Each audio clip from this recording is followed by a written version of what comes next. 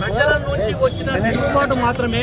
దాంట్లో నరేందర్ రెడ్డి గారు కుట్ర చేసి కానీ ఆ దాడికి నేతృత్వం వహించడం కానీ దాడిలో పార్టిసిపేట్ చేయడం కానీ జరగలేదనే విషయం కోర్టు వారి దృష్టికి చాలా స్పష్టంగా చేయడం జరిగింది. కోర్టు వారు మేము చెప్పిన అంశాలను పూర్తి స్థాయిలో రికార్డు చేసుకోవడం జరిగింది. అయితే ఇంకొక అంశం ఏంటంటే పోలీసు వాళ్ళు ఒక వ్యక్తిని అరెస్ట్ చేసి రిమాండ్ తీసుకొచ్చిన సందర్భంలో చట్టంలో ఏం ప్రొసీజర్ ఉన్నది, పోలీసు వాళ్ళు ఏ విధమైన చర్యలు తీసుకోవాలి, సుప్రీంకోర్టు గైడ్ లైన్స్ ఏం చెప్తున్నాయి అనే విషయంలో కూడా, అరెస్ట్ కార్డు ఎగ్జిక్యూషన్ విషయంలో కూడా, దగ్గర బంధువులకు ఇంటిమేషన్ ఇచ్చే విషయంలో కూడా పోలీసు వాళ్ళు ఎటువంటి చట్ట ప్రకారమైన చర్యలు తీసుకోలేదు. వారి దగ్గర బంధువులకు నరేందర్ రెడ్డి గారిని అరెస్ట్ చేస్తున్న విషయం కూడా ఇంటిమేషన్ చేయలేదు. అరెస్ట్ కార్డు కూడా ఎవరో ముక్కుముఖం వ్యక్తి తెలిసిన ఇచ్చిండ్రు.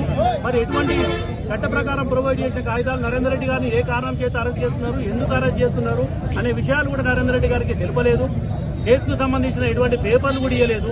పోలీసు వాళ్ళు చట్ట ప్రకారము ప్రొసీజర్ ఫాలో కాలేదనే అంశం కూడా కోర్టు వారి దృష్టికి తీసుకుపడింది. కోర్టు గారు అవన్నీ రికార్డ్ చేయడం జరిగింది. పోలీసు వాళ్ళని కూడా ప్రశ్నించడం జరిగింది మేము అడిగిన అంశాల మీద. అల్టిమేట్గా సరే జరిగిన సంఘటన తీవ్రత దృష్ట్యా నరేందర్ రెడ్డి గారి మీద ఉన్న అంశాల విషయం కాకుండా సంఘటన తీవ్రత దృష్ట్యా అధికారుల మీద దాడి జరిగిన అంశాన్ని కోర్టు వారు కన్సిడర్ చేసుకుంటేనేమో రిమాండ్ను యాక్సెప్ట్ చేయడం జరిగింది. Judicial custody. ఇంకొక అంశం నరేందర్ రెడ్డి గారికి ఆరోగ్యం దృష్టిలో ఉంచుకొని వారికి మెడికల్ ఫెసిలిటీస్ ప్రొవైడ్ చేయడం అన్నది అది కోర్టు వారు అంగీకరించేసి జైలు సూపరింటెండెంట్ గారికి డైరెక్షన్ ఇవ్వడం జరిగింది. నిరంతర మెడికల్ నిఘా ఉండాలి, సరి అయిన మందులు వారికి అందుబాటులో ఉంచాలన్నది. అదేవిధంగా కూడా భోజనం నిన్న ఎవరైతే ఈరోజు డిమాండ్ అయ్యారో వారందరికీ కూడా ఇంటి నుంచి భోజనం పంపించే విధంగా అలో చేయమని కూడా సూపరింటెండెంట్కి డైరెక్షన్ ఇవ్వడం జరిగింది. ఇప్పుడు పోలీసు వారు చెప్పిన ప్రకారం చెల్లపల్లి జైలుకి తీసుకుపోతామన్నారు. మరి వాళ్ళు చెప్పేది ఒకటి చేస్తున్నది ఒకటి. చెల్లపల్లి జైలు తీసుకుపోతారా, లేకపోతే పరిగి జైలు తీసుకుపోతారా, సంగారెడ్డి జైలు తీసుకుపోతారా?